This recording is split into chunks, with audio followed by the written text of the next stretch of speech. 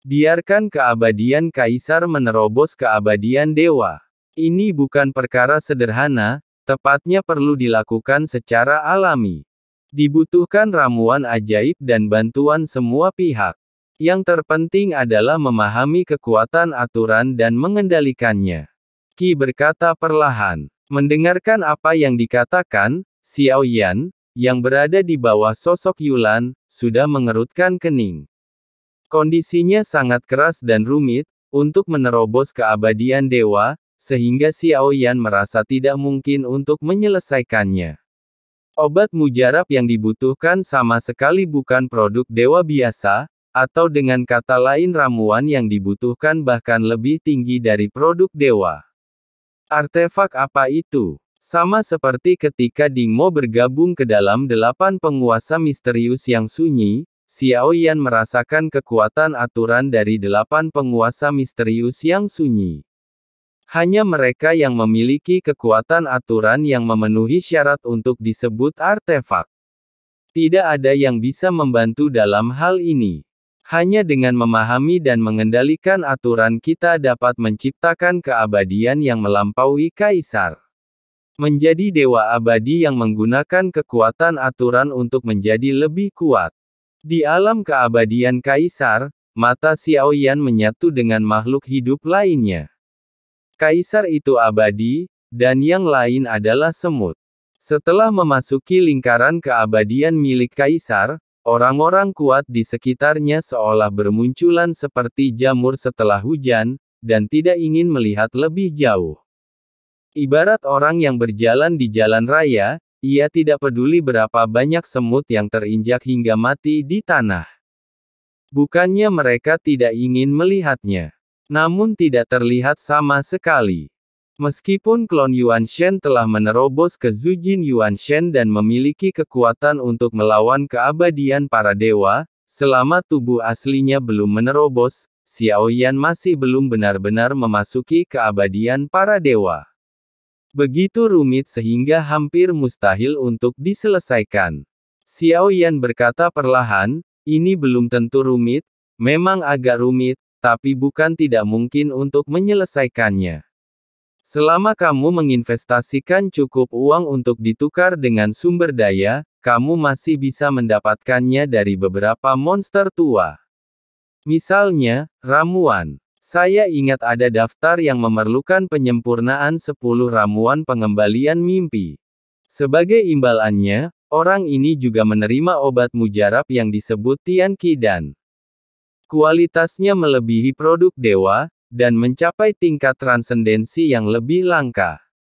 Mendengar jawaban ini, Xiao Yan yang agak putus asa, Qi buru-buru berkata, itu tergantung pada apa yang Anda butuhkan. Anda juga dapat menukarnya dengan ramuan, tetapi Anda perlu menyempurnakan total 3 jenis ramuan ajaib. Poin terakhir adalah sesuatu yang perlu Anda selesaikan sendiri. Tidak mudah untuk memahami aturannya dengan jelas. Begitu Anda memahaminya, Anda akan memahaminya. Jika Anda tidak memahaminya, Anda akan terjebak seumur hidup. Namun saya sudah mengatakan terlalu banyak mengenai hal ini. Qi terus berkata, dan dari perkataannya terdengar bahwa Qi tidak berpikir bahwa Xiao Yan perlu menerobos keabadian Tuhan, tetapi dia ingin membantu orang lain atau hal lain. Mungkin dia bahkan tidak menebaknya. Mungkin dia percaya bahwa tidak peduli siapa Xiao Yan, apakah dia seorang tabib istana yang rendah hati atau bukan, kekuatannya tidak perlu dipertanyakan lagi, jadi dia tidak meragukan apapun. Ambil 2 yang pertama terlebih dahulu, yang terakhir seharusnya tidak sulit. 10 buah Dream Return Pill dan 3 pil ajaib akan memberi Anda kesempatan untuk mencobanya. Xiao Yan tidak menyangka Qi bisa menemukan jalan. Jika dia harus mencari metode terobosan sendiri, akan sulit mencapainya dalam waktu singkat. Singkatnya, Xiao Yan mencari banyak jalur dan aktif berlatih sendiri. Terlepas dari apakah barang yang ditukar itu berguna atau tidak, alkimia pada dasarnya adalah semacam latihan baginya, dan dia juga bisa secara langsung memperoleh manfaat sepihak tingkat tinggi dari Qi. Saya akan menyerahkan semua resep bahan obat kepada Anda nanti. Qi menyetujuinya dengan riang. Saya tidak mengerti sesuatu. Anda dan saya adalah orang asing. Mengapa Anda membantu saya? Xiao Yan bertanya langsung. Selain mereka, hanya mereka yang tahu tentang kekuatan supernatural, jadi Xiao Yan tidak perlu khawatir. Alasan mengapa Xiao Yan ingin bertanya adalah karena dia merasakan sesuatu yang aneh pada Qi. Yang ketujuh adalah seorang pengusaha yang bepergian ke seluruh dunia. Terlepas dari apakah itu karena cinta atau hal lain, dia pasti akan mengenal alkemis yang lebih kuat, dan bahkan dapat menyempurnakan alkemis tingkat super tingkat tinggi, tetapi dia memilih untuk melakukannya. Bekerja sama dengan Xiao Yan, yang tampaknya tidak biasa. Meskipun kami tidak mengenal satu sama lain, kami berdua berasal dari alam dewa kekacauan. Memang benar aku mengenal banyak alkemis yang kuat, tapi monster tua itu memiliki temperamen yang sangat aneh, dan sulit untuk mempercayakannya kepada mereka. Sekarang setelah Anda bertanya, saya akan berterus terang.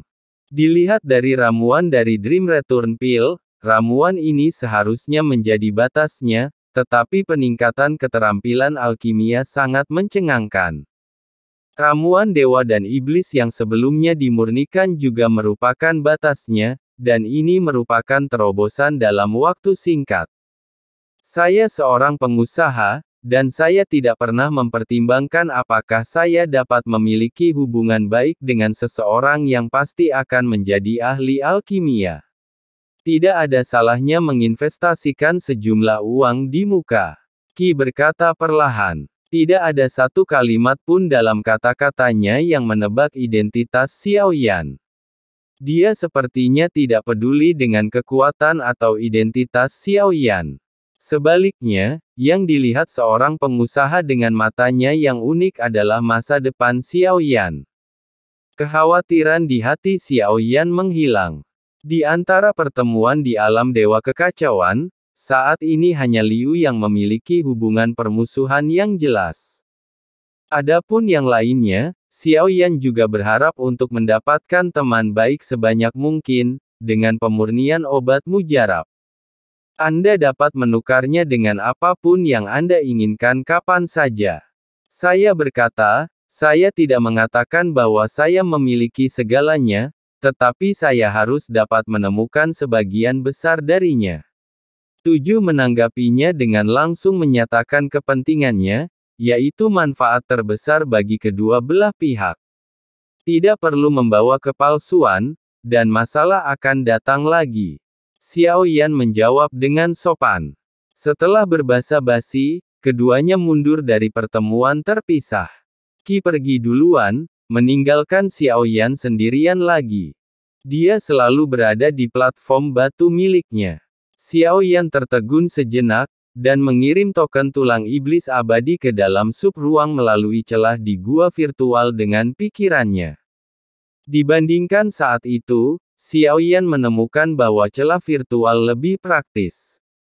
Berbeda dengan Naji, celah maya bukanlah benda fisik, melainkan subruang, seolah-olah tertanam di dalam jiwa dan dapat dipanggil kapan saja.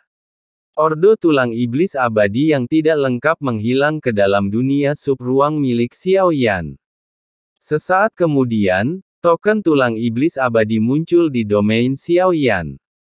Perintah ini diberikan kepadamu, tetapi kamu tidak menyelesaikannya, jadi tidak ada imbalannya. Terima kasih. Xiao Yan sedikit terkejut. Ada yang ingin kutanyakan. Aku bertanya-tanya mengapa Qi ingin membantuku. Kenapa kamu tidak tahu? Dia pasti bertanya secara retoris. Pertanyaan ini membuat Xiao Yan tercengang. Dia sepertinya tidak bisa memikirkan jawabannya, karena dia adalah reinkarnasi yang mulia, atau berhubungan dengan Raja Jahat. Di alam dewa kekacauan ini, Anda harus sangat menyadari bahwa kekuatannya sangat lemah.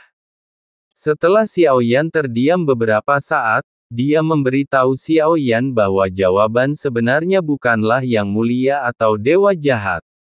Alasannya adalah dia tidak tahan pada pandangan pertama dan terlalu lemah. Ekspresi Xiao Yan membosankan. Meskipun jawaban ini benar, itu sedikit mengejutkannya.